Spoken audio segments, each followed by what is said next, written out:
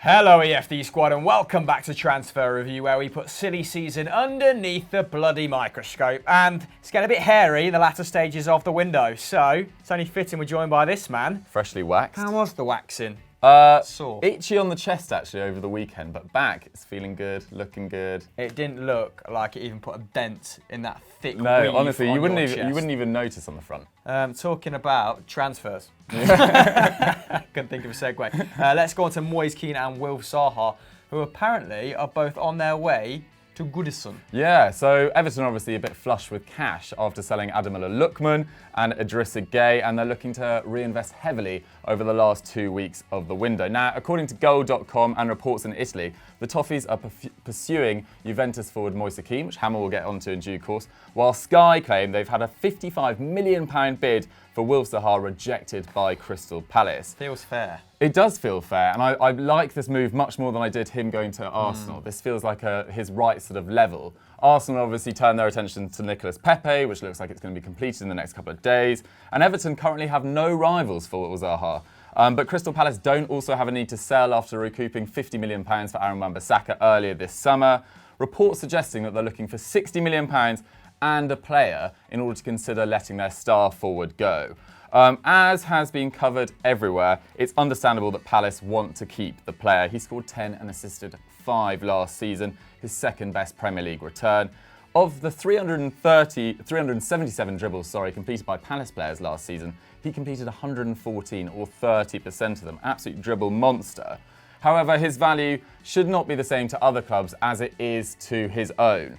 So Gylfi Sigurdsson, Salomon Rondon and Josh King all had the same number of goal contributions, all more than the Ivorian in 2018-19. And he's only managed over 0.4 expected goals and assists once in 17-18, with last season at 0.35. And all the 3 years before that about 0.3, which was the same as Jordan Ayew and Anthony Knockaert.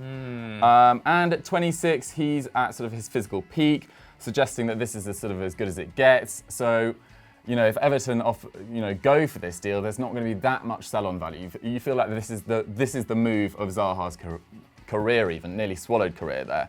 And Everton, in my opinion, would probably have been better off keeping Lookman, who looked like a proper prospect, and reinvesting some of this money in central midfield, because Idrissa Gueye is going to be an enormous loss, with the most tackles and interceptions out of anyone in the Premier League last year. So it's all a bit unclear in terms of the Zaha deal, but Moise Kean, what do you think of this, Hamill? Yeah, but before we move on to Moise Kean, I think this is one of the dangers of becoming a club flush with cash. They've let Lookman go, a young, wide prospect who was putting up all the right numbers, and now they can afford to buy people in their prime. They don't mind, it would appear, overpaying for said players. I think 55 mil is fair for Zaha. Apparently they're willing to throw Cenk Tosun into the agenda. I think they would be for any why player, wouldn't they? And James McCarthy, I'm hearing. Yes, I heard that maybe as well. to fill the Idrissa Gueye void, of course. Everton already buying Fabian Delph, and he, apparently might be that player. I doubt whether he'll be able to put up, 5.5 tackles and interceptions, but let's leave that there. Moise Kean. Let's move on to Moise Kean. Let's go from, seasoned vets to a player who is all potential. Because the Italian doesn't turn 20 until next February and has just 17 league starts to his name at this point. 12 of those coming on loan at Hellas Verona in 17-18. However, he does have 11 goals in just 1,700 minutes and has averaged a expected goals and assists per 90 of 0.55 across his short Serie A career. That's pretty an elite number for a man in his formative years. Also puts up around 3 shots per game, with 75% of those coming from inside the box. So he's already working his way into very advantageous positions. And this iPad keeps turning the script sideways and it's really winding me up. Plus he can dribble a little bit too. Yeah. So I think 2 per game, but he's only completing around 38% of his dribbles, which does suggest, his decision making can improve in that one-on-one scenario. But he's young, he's going to fill out, he's going to get a better feel of his physique and his ability in the seasons to come. So we do expect that to shoot up. Juve will want to trim their squad, and he might fall foul of this. They've signed, 7 first-team players, it could be argued, already this window. So De Ligt, Romero, Demiral, Ramsey, Buffon's come back, Rabiot, Pellegrini as well. So yeah, the Bianconeri, it's looking like they may be willing to deal at around 40 million euros, a price that Everton are only too happy to pay. Although I have heard they want to put a buyback in the whole scenario, which Everton aren't really keen on. English clubs don't tend to go for that, do they? Everton do have squad size issues themselves. Idrissa Gueye, of course, that is a gaping void that Fabian Delph probably isn't able to fill. But what would you do if you were the director of football at Goodison? Would you go all in for Wilf Zaha or 40 mil for Moise Kean and leave yourself a little change for the end of the window? Let us know in the comments below. Zaha. Before we delve into the next transfer room, then, if you're not subscribed to the channel, then please click the icon as displayed on screen and the small little bell so you don't miss an EFD video. Let's move on.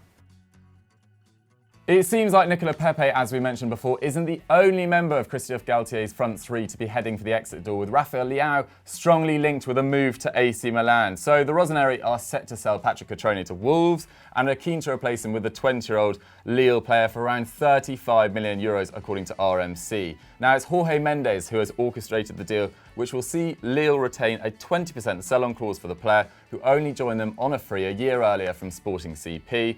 He was actually linked with Man City, which I slightly missed, for around 20 million euros in the 2018 January window. But the bust-up at Sporting's training ground last spring allowed Leao to get out of his contract at Lisbon, where he was previously compared to Cristiano Ronaldo. High praise indeed. He also then made the sort of intelligent decision, I would argue, to go to France to maximise his game time. And while 11 Lille players got more minutes than him last season, he was a regular, making 16 starts. That shook out to 1,300 Ligue 1 minutes, in which time he scored 8 goals and assisted another 3, despite not turning 20 until the end of the campaign. So, looks like an incredibly promising player, Hamill. Yeah, I mean, when I first saw this rumour, I thought, is he a significant upgrade on Cutrone, who they are willing to let go to the Premier League? And the jury's still out. I don't know much about him. But the only under-21 players across Europe's top 5 leagues to score more are Mbappe, Kai Havertz and Jadon Sancho. So Great keeping company. very good company, yeah. But if you're a bit like me and you don't really know what sort of profile of player he is, then here is his numbers.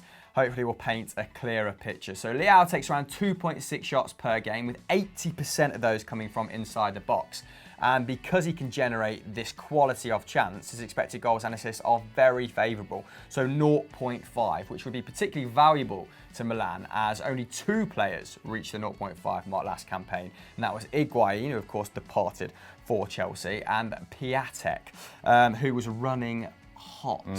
Let's see if he can sustain that form next season. And given that Gianpaolo has played a 3-5-2 in the past, he might be able to slot in next to Piatek. Of course, Gattuso deploying all sorts of systems to try and find one that actually worked, reverted to a 4-4-2 at one point. I think 4-3-3 prevailed. And that's pretty much exclusively where he can play. He's not sort of one of these guys that can peel off, go out wide and sort of generate chances for his teammates. He's only completing around 1 dribble per 90, which would suggest that he does all his damage inside the box. It seems like a sensible investment from AC Milan. They're on a bit of a tear this summer, and they're not necessarily going for household names. They're going after a young profile of player, and this would suggest they're kind of gearing up, to challenge or become a Champions League club in Serie A once again in 2 or 3 years' time, not necessarily from the off. Yeah, it feels a bit like more long-term planning. Yeah, I mean, Theo Hernandez, good player, ready to make an impact at first-team level. Radi Krunic from Empoli, don't know an awful lot about him. Bennacer, obviously brilliant despite the club going down last term. And Flamengo defender Leo Duarte, also strongly been linked with Oscar and Angel Correa from Atletico Madrid. Whereabouts is Oscar in China again? Somewhere Shanghai, in China. maybe. What a sorry state of affairs.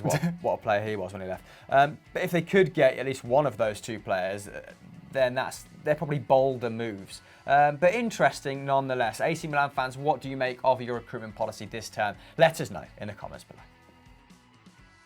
Next up, we head to Man United. Always plenty of talking points there because Lukaku's move to Inter Milan seems to be edging closer, with the Belgian left out of United's squad for their friendly against Norway's Christiansen, and L'Equipe suggests they may target Moussa Dembele of Lyon as his long-term replacement. We have to temper this with the fact that this was written pre the news breaking out of this crazy Lukaku-Dybala swap deal merging with Football Italia and numerous other sources claiming it is actually a distinct possibility, which sort of baffles me. I just couldn't believe Juventus would be so stupid. I don't think they need a player like Lukaku, whereas Dybala offers something entirely different to Ronaldo, Bernardeschi, Mandzukic, and I just don't see what's in it for Juve, really. I think United, Edward would snap their hands off if this is serious. But let's get back to Moussa Dembele, because I imagine if that move doesn't happen, then Moussa Dembele might well be someone they look at. The Frenchman would supposedly cost upwards of £40 million, although Lyon could afford to drive a pretty hard bargain after bringing in £120 million this summer, thanks to the sales of Mendy, Ndombele and Fekir. He scored twice in Lyon's friendly win over Arsenal this weekend, and then he said that he wanted to have a great season with Lyon and that he wants to be an undisputed starter this season, which you imagine with Silvinho coming in. Bruno Genesio was pretty big fan of Bertrand Traore, so maybe with Silvinho coming in, he'll become the undisputed number 9 of Lyon, because he was fantastic when he was on the pitch last year. But if he does move to Man United, that could be a bit of a problem, because he won't be a guaranteed starter. Marcus Rashford is moving into a central role under Solskjaer, and Lyon can also afford to offer Champions League football, having finished 3rd in France. So if I was Moussa Dembele, I'm not sure I'd leap at the choice to be second choice behind Marcus Rashford necessarily. Well, there were a lot of the great Manchester United teams of yesteryear sort of multiple options, packed to their front line, didn't they, and kind of figured it out as they went. Cole, York, Solskjaer, Louis Saha latterly, Berbatov. When Ronaldo was emerging with Hernandez, Welbeck, Rooney. Exactly. So maybe just get him before his value doubles and figure it out later. So last year he scored 15 and assisted 4 in League and registering a goal involvement every 106 minutes. So his expected goals and assists was an incredible 0.85. So just to give you some context, that's the same as £72 million man Nicolas Pepe, and only just behind Cavani, Neymar and Mbappe in the French top flight. And PSG obviously scored an absolute barrel full of goals. It's way above Lukaku's 0.66 as well at Manchester United. 0.66, still very respectable. Very good, yeah. So let's, just put a bit of respect on Lukaku's name. Dembele taking over 4 shots per game, nearly a whole shot more than Marcus Rashford, and laid on 1.3 key passes, which would rank 7th in United's squad. So really not giving much up in that final third. Bit of a beast. That could be, down to system. You've kind of already intimated that Genesio, he had this stable of forwards. There was a lot of interchange going on. They did take an extremely large amount of shots. I think it's around 18 shots per game. United, just to give you some context, taking around 13.8. But Dembele, only 23 years old. So I would say there's even more to come from him in the shot department. And when you start to get around that 5 mark, you start to join Europe's very elite. 100%. 5 shots per 90, that is. I'd say this is a very smart move. I'd say it's definitely preferential, definitely better than overpaying for an ageing Aubameyang and going after Ben Yedder, who's also 29, I think, and would cost around 40, 50 million. Never really got the point of that. No, unless he's just willing to be a backup striker, Ben Yedder, which I imagine he would for one last payday. Moussa Dembele, I think Celtic get a little bit of coinage in you're delighted. In the deal as well. So, West Ham offered us 35 and we sold him for 20, so still sore about that one. Anyway, let's move on to presenter picks before I break down. So moving on to presenter picks, we're obviously supposed to have one each, but I'm afraid I didn't bring one to the table for you guys this week. I was a last-minute substitute for Pato, who is ill today. So make sure you send him a message on Twitter saying get well soon. I'm sure he'll really appreciate that. But anyway, we are going to talk about Watford because they are in talks with French club Rennes over Senegal forward Ismaila Sarr, the 21-year-old, and an agreement on the price is thought to be close. So English media are reporting that the fee is around £27 million.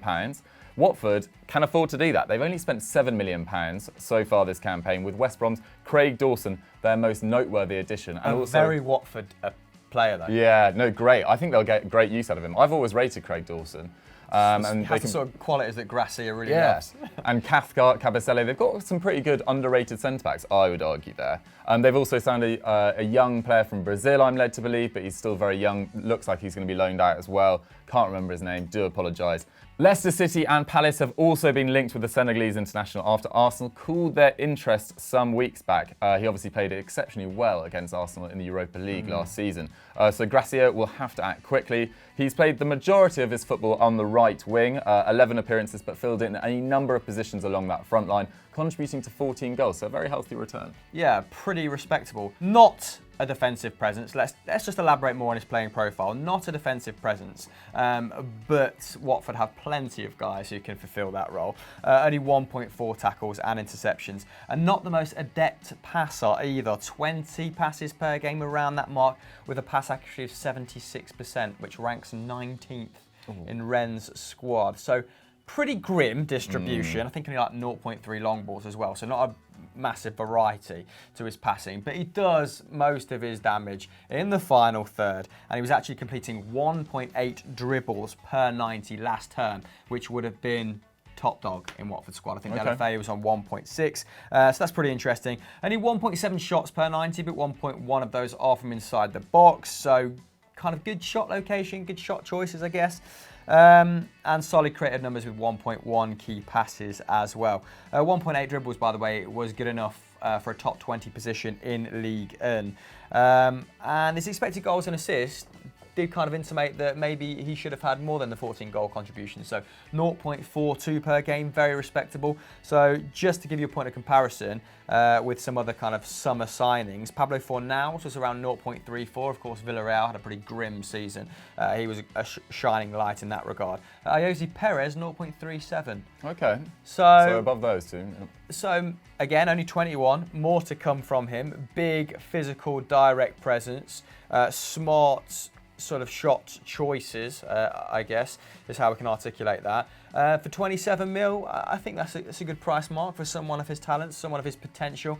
So if Watford can get this done, another good addition to their front line. And I mean, Troy Deeney's aging out a little bit. Andre Gray didn't really get an awful lot of minutes. It'll be interesting where Gracia plays him, because I seem to remember last year it was mainly 4-2-2-2, with Hughes and Delafeu as their sort of wingers. And I actually thought Hughes did a pretty good job in an unfamiliar position. The most narrow team in the world. Exactly. Apart from Delafeu, was just like hovering. So maybe he'll play up front instead of maybe Andre Gray, because Troy Deeney had a pretty good campaign last year. It'll be interesting to see. Yeah, another good addition. Anyway, that is presenter picks for this week. Let us know who your picks are in the comments below, and I'll get back to them on Twitter. We'll do it. So we'll do it. So, you know, I promise. Never a dull moment here at FD, EFD even. And what can the fine people at home watch next if they enjoyed this video? So if all goes to plan, a XI should have dropped on Football Daily an hour ago. Go check that. Go check out transfer winners and losers from yesterday over on FD as well. And as ever, go and check out squad goals, because it's always a laugh. This iPad's going out the window. Right. See ya. Bye.